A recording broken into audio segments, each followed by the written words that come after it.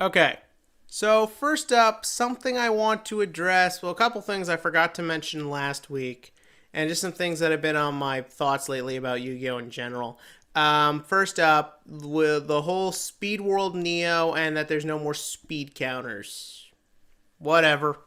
I don't really care. Look, Turbo Dueling is not going to be in much of this, and for anyone who wasn't there for 5Ds and just wasn't a fan of this at the time, it would just be distracting to, oh, here's another crazy gimmick I have to keep track of besides action spells and remembering how pendulums work and fusions and synchros and Xyz and all this. I just think it would serve to muck it up, so I think it is better that it goes. I'm sorry to anyone who liked the concept, but it's for the best. I doubt we'll be in Synchro Dimension for that long.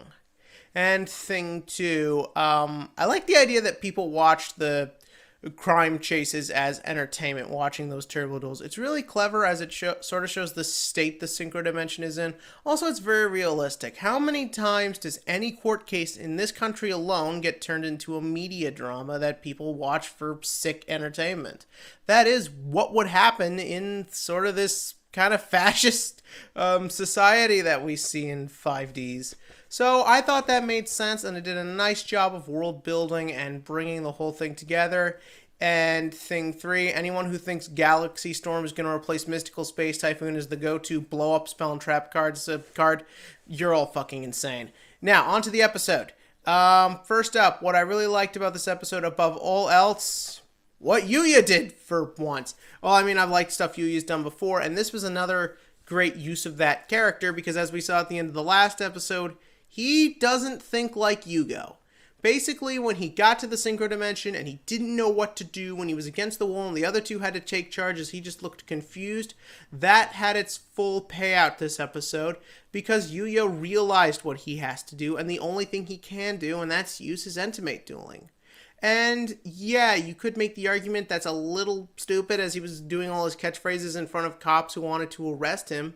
But that's how Yugioh processes things. That's how he solves problems. That's his character.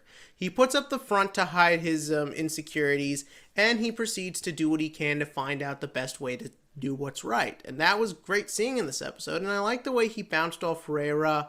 I really liked how he bounced off Serena, how Serena's sort of militaristic, like, go in there and just beat the bastards really doesn't help. It really isn't the right situation. It would have been so easy to just make her look like a badass and show how her method is going to save the day, make Sawatori look like a badass. I like the idea that Sawatori lost and was just there to give funny side commentary. And the stuff with the hippos in this episode was absolutely hilarious. I loved every second of that.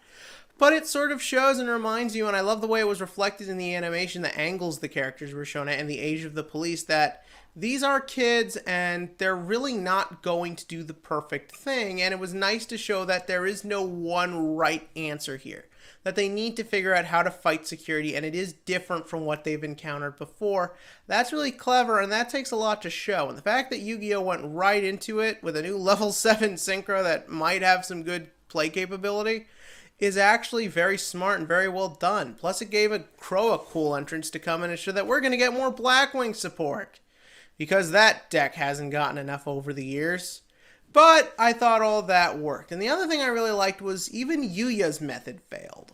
That he did need to be bailed out, he did need to be saved. It wasn't my entertainment dueling will win the day and protect us and save it all. It was, no, my way still isn't completely right, and I've still got a long way to go, but at least I'm doing things my way, and we'll see how that affects him and affects the way things are done from here on out, now that him and Serena both know that their methods aren't really working.